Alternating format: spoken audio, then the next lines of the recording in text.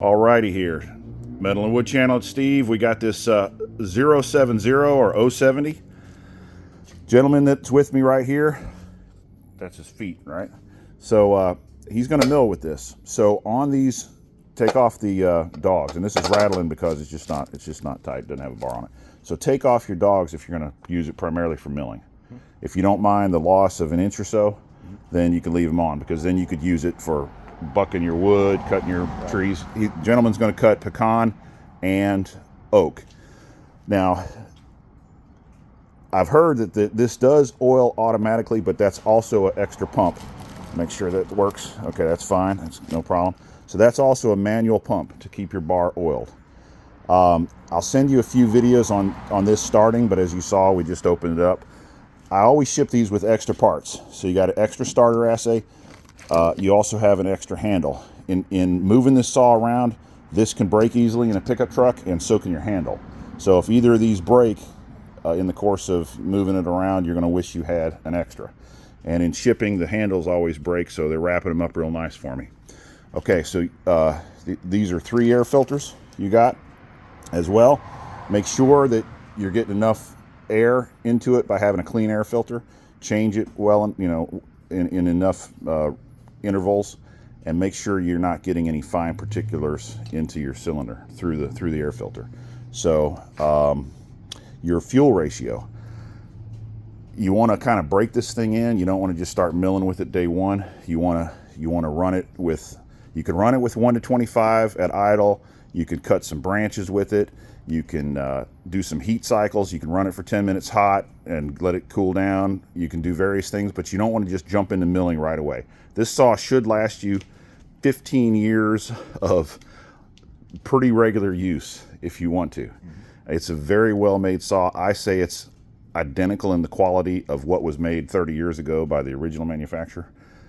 The tolerance in these saws from this particular factory is really good.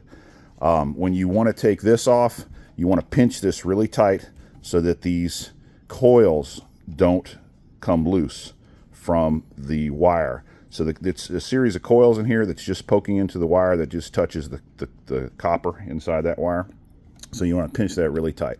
Now, of course, I can get more of these, but to connect it to the solenoid or whatever, it's behind the flywheel and it's kind of difficult to change.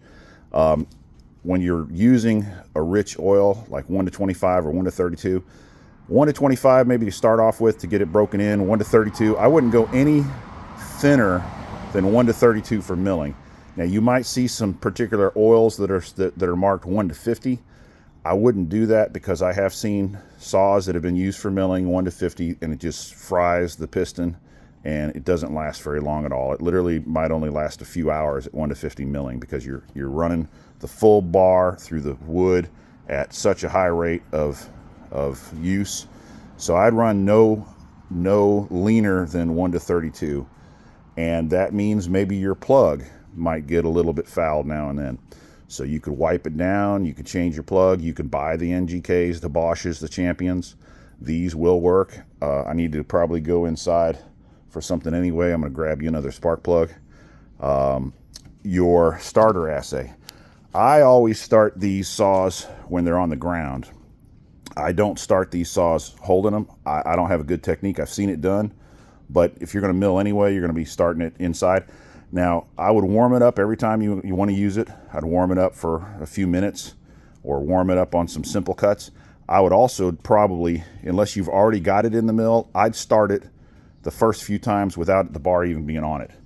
And take your clutch cover off. Yep. I'd run it not in gravel, not on concrete, but on cardboard for your warm-up period, and then get used to starting it, because this is your compression valve. You press that down. My thumbs aren't really very long, so a lot of times I'm holding it with my left hand and I'm using my knuckle on here. And like I say, I'll send you a few videos. And then I'm rolling this. It's got a lot of flywheel momentum, and it kind of helps you start it. So it's really kind of just about turning it. And of course you want to prime it. So the first few times you try to pull it, just prime it. Just prime it for like 5 or 7 times. You don't even need to pull it hard. But then you'll eventually need to be pulling it hard, and it's not like a jerk. It's kind of like a long, hard pull. so you don't have to jerk it. It's just kind of like getting that flywheel going. Okay, now as far as milling, you said you're going to use a ladder on top of your log. Of course, you want that stable, so where if you're pressing on your ladder in different parts, it's not going to move, whether you stabilize it with screws or however you do it. You leave your ladder hanging off your log a little bit, so where you can rest your mill on top of that ladder. And if you want to grease it or use WD-40 or something, that'll help as well.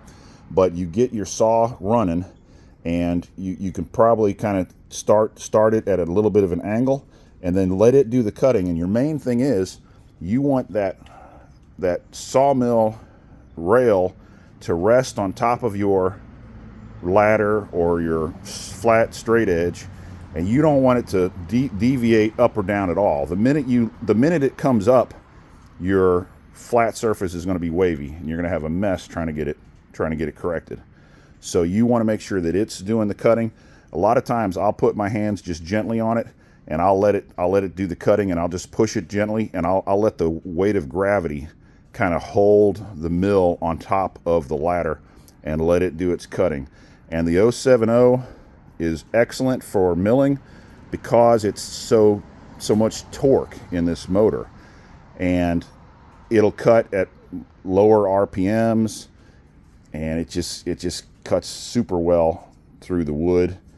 I think you're going to love it. Now, it's kind of heavy if you're going to use it for like a regular chainsaw bucking up your wood. It is a little heavier than something like a 660, but I think it's just so much better. And I'm going to do a lot more videos coming up in the next month of milling with various saws, including mostly 070. You've got 3 chains. Of course, if the first chain we brought out was 42 inches, but you want 36 inches, so now we got you 3 chains, 36 inches. I brought you something else as a party favor, as a nice gift that nobody else in the world will give you when you buy a chainsaw from them. And I got you 6. Now these are, if you buy these on eBay and whatever, they're $1 million, but here you go. This should last you until these chains get down to nearly nothing. And I've got videos on how I use these on sharpening chains. So these should really help you keep your chain sharp. I think you might want to sharpen it every few hours, or change your chain, or maybe you sharpen 3 chains for every time you use it, and then when your chains are dull, you're done. I don't know. However you want to do it, that should last you a long time. There's more where these came from if you need them. There's other parts. So I'm giving you your interactive guarantee. When I give a guarantee, if it's a homeowner, it's a 2-year guarantee. If it's a professional, it's a year. You're going to be milling with this. It's kind of fair to say a year, but I'm going to help you no matter what. So the interactive guarantee for me is you and I work in good faith with one another to make sure your saw continues to run. I take the burden of the expense, unless, of course, you've somehow damaged your cylinder. Then we got to work together in a fair way. The way you can damage your cylinder is the wrong fuel, bad fuel, letting too much debris get into it, things like that. But mechanically, this should be a very sound machine, and I'll make sure you and I will work together to make sure you keep running. You're going to enjoy it. You got any kind of questions? No, sir. No questions. Cool. All right, so this video will be on YouTube for you, and of course you know where to call whenever you have a question. Like, subscribe, share, thumbs up, leave me some comments. Enjoy your milling. Be safe. Don't cut your knees. Bye.